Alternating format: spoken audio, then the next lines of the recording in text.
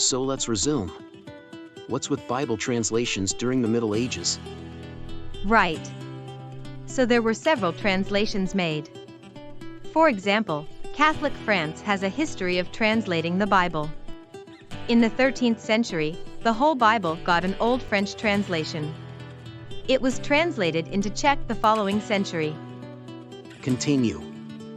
In the 14th century, John Wycliffe made a translation into English, based on the Latin Vulgate. So it's not based on the Greek?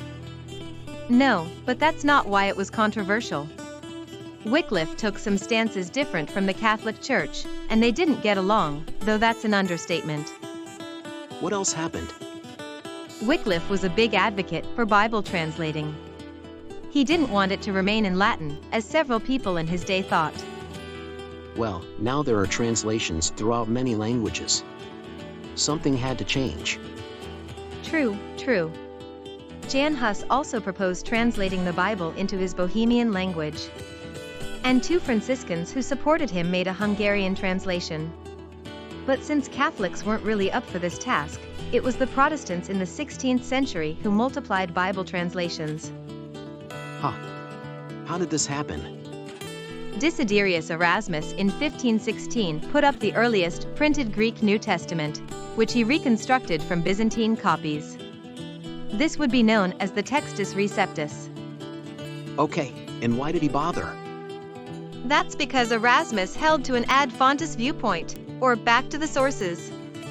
Anyways, Francisc Scarina of Belarus printed a translation in Old Belarusian from 1517 to 1519.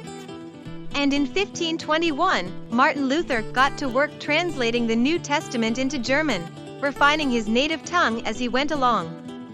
He used Erasmus' second edition of the Greek New Testament. Luther printed out the German New Testament in September 1522. Wow, this is the famous Luther Bible that remains an influence among German translations of the Bible today. Yes, and he would produce the Old Testament translation in 1534. He did all that alone? No, he did it with help from others. In 1526, Jacob van Liesvelt printed the first complete Dutch Bible. And the Protestants continued to use the Textus Receptus?